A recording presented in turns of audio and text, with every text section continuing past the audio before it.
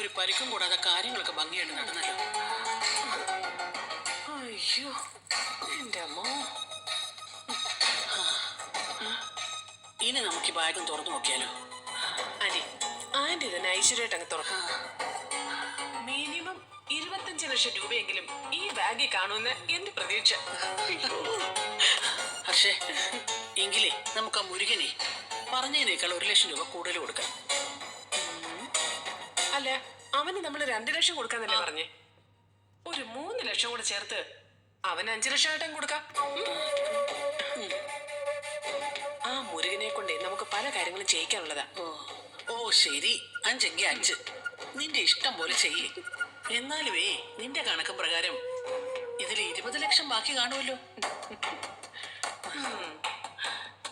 Anti, എനിക്ക് അതിനേക്കാളും സന്തോഷം ആ വീടിന്റെ രജിസ്ട്രേഷൻ മുടങ്ങുമല്ലോ എന്ന് ഓർത്താ. ഓ, അത് മുടങ്ങിയാലുള്ള ആ അനുഭവയുടെ അവസ്ഥ ആന്റി ഒന്ന് ആലോചിച്ച് നോക്കിയേ. പിന്നെ അവൾ ഇവിടെ നിൽക്കില്ല ഹർഷേ. മാനക്കേട് ഭയന്ന് അച്ഛനും മോളും അടുത്ത വണ്ടിക്ക് നാട് പിടിക്കും.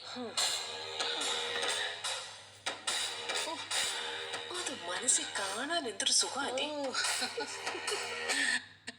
തുറക്ക് ആന്റി, ആരെങ്കിലും വരുന്നത് ജെല്ലാം നടച്ചേ.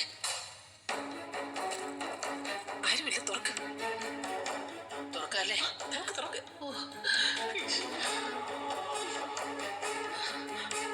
ആന്റി. ആന്റി ഇവിടെ നോക്ക്, ഇപ്പുറത്ത്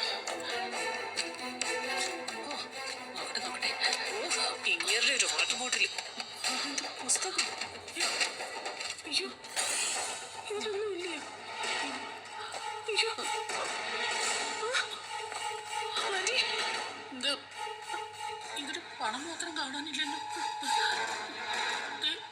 മാഷ് പണവുമായിട്ട് ബാങ്കിൽ നിറങ്ങുന്നത് നമ്മൾ കണ്ടതല്ലേ? അതേലോ ആന്റി, ഇതിലെന്തോ ചതി പറ്റിയിട്ടുണ്ട്.